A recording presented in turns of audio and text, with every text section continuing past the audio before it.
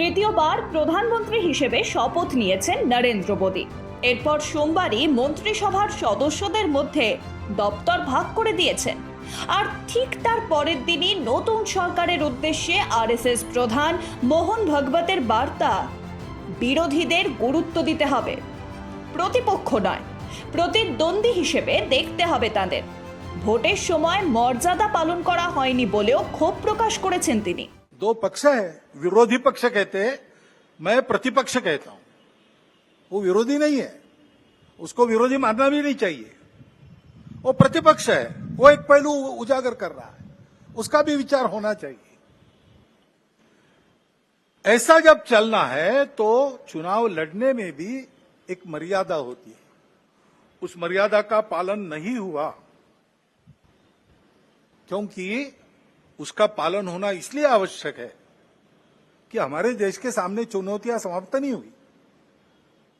अब सरकार बन गई, वही सरकार फिर से आ गई एनडीए।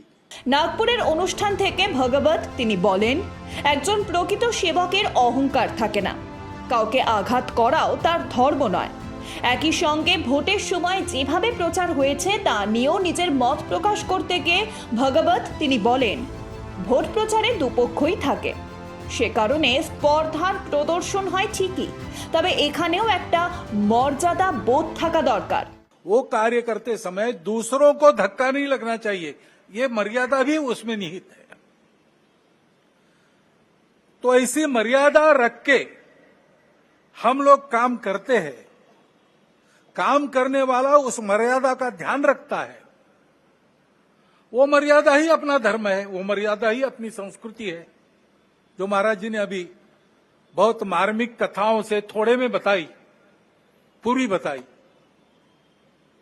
उस मर्यादा का पालन करके जो चलता है वो कर्म करता है, लेकिन कर्मों में लिप्त नहीं होता, उसमें अहंकार नहीं आता कि मैंने किया, और वही सेवक कहलाने का अधिकारी रहता है।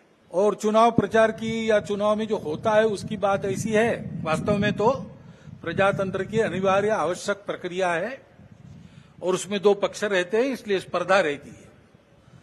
स्पर्धा रहती है तो दूसरे को पीछे करने का, स्वयं को आगे बढ़ाने का काम होता ही है, होना ही चाहिए। परंतु उसमें भी एक मर्यादा है, असत्य का उपयोग नहीं करना। चुने क्यों जा रहे लोग संसद में जाएंगे, बैठकर अपने देश को चलाएंगे, सहमति बनाकर चलाएंगे। हमारे यहां तो परंपरा सहमति बनाकर चलने की है। নাগপুরে সংঘ শিক্ষানবিশদের একটি সভায় মণিপুরের সমস্যা নিয়েও সরব হতে দেখা যায় সংঘ প্রধানকে। তার মতে সেখানকার সমস্যা একেবারে গোড়া থেকে দেখতে হবে। अब 1 साल से मणिपुर शांति की राह देख रहा है, उसके पहले 10 साल शांत रहा,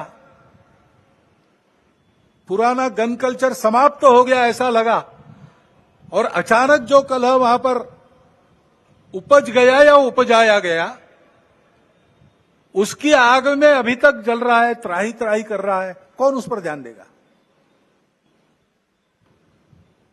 प्राथमिकता देके उसका विचार करना ये कर्तव्य है। ब्यूरो रिपोर्ट, प्रीतम बांग्ला।